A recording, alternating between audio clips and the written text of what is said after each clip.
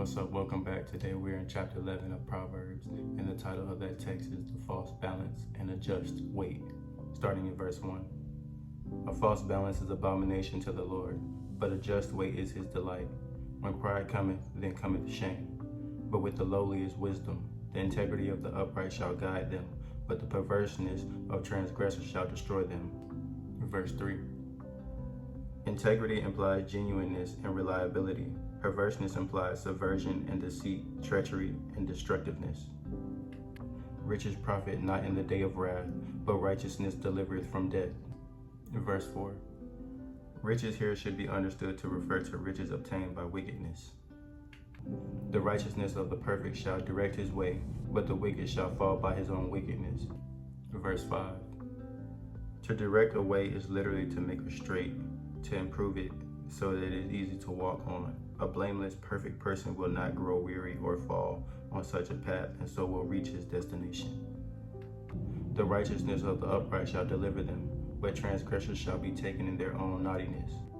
Verse 6. Verse 6b is a version of the theme that the wicked are caught by their own malicious schemes. When a wicked man dieth, his expectation shall perish, and the hope of unjust men perisheth. The righteous is delivered out of trouble, and the wicked cometh in his stead. Verse 7 through 8. Verse 7 implies that when a righteous person dies, his hope does not vanish. An hypocrite with his mouth destroyeth his neighbor, but through knowledge shall the just be delivered. Verse 9.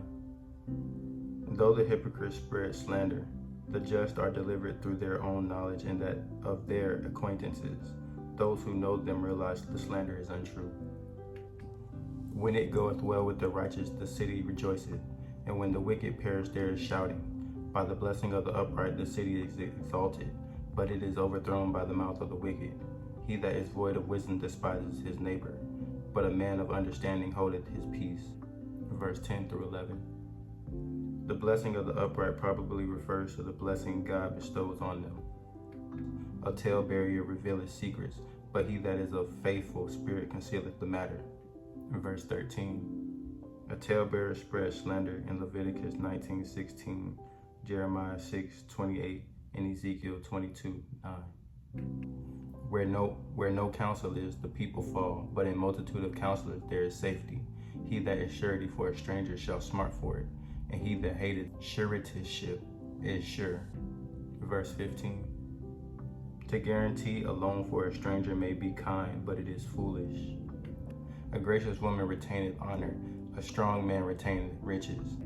Verse 16. This proverb teaches that there is something more important than riches. It is also significant that a gracious woman might obtain a greater reward than many strong men. The merciful man doeth good in his own soul, and he that is cruel troubleth his own flesh. Verse 17. The merciful man is one who acts with faithful love. He looks out for others. Conversely, the cruel man is merciful and unfaithful, having no concern for others. The wicked worketh a deceitful work, but to him that soweth righteousness shall be a sure reward. Verse 18. There is a Hebrew pun in this verse. The word for empty is shakur, and the word for reward is seker. As righteousness tendeth to life, so he that pursueth evil pursueth it to his own death. They that are of a froward heart are abomination to the Lord, but such are upright in their way are his delight. Verse 20. This proverb has connections to chapter 10, verse 9, chapter 19, verse 1, and chapter 28, verse 6. Though hand join in hand, the wicked shall not be unpunished, but the seed of the righteous shall be delivered. Verse 21.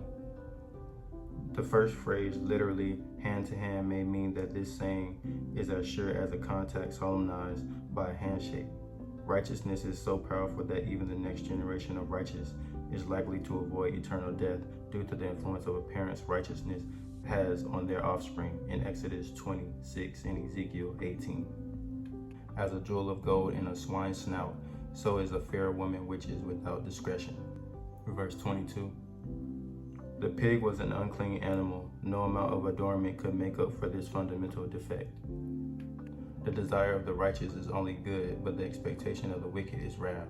There is that scattereth and yet increaseth, and there is the withholdeth more than is meet, but it tendeth to poverty. Verse 24. To scatter is to be generous without worrying about where the blessings fall. The liberal soul shall be made fat, and he that watereth shall be watered also himself. He that withholdeth corn, the people shall curse him, but blessing shall be upon the head of him that selleth it. Verse 26. The king of Moab refused to sell grain to the traveling Israelites and came under God's curse in Deuteronomy 6:26 through 31, while Joseph sold grain during the famine and was blessed in Genesis 41:56. He that diligently seeketh good procureth favor, but he that seeketh mischief, it shall come unto him. He that trusteth in his riches shall fall, but the righteous shall flourish as a branch. He that troubleth his own soul, his own house, shall inherit the wind, and the fool shall be servant to the wise of heart. Verse 29. To inherit the wind is to end up with nothing. The fruit of the righteous is a tree of life, and he that winneth souls is wise. Behold, the righteous shall be recompensed in the earth, much more than wicked and the sinner. Verse 30. The second part of this verse is difficult. The Hebrew words literally, the one taking lives is wise. Elsewhere in the Bible, the phrase to take a life is always negative. In 1 Samuel 24:11, 1 Kings 19:10. It never means to win a soul, but it does not fit with the rest of the scripture to say that the person who kills people is wise. So there must be another explanation. This implies the original Hebrew might have read violence instead of wise. Thus, but violence takes lives. Verse 31. Much more argues the lesser to the greater. This is not to say that the punishment of the wicked is more certain than the blessing of the righteous. But if God's impartial judgment begins with the righteous, then the sinner will not escape. In 1 Peter 4:18.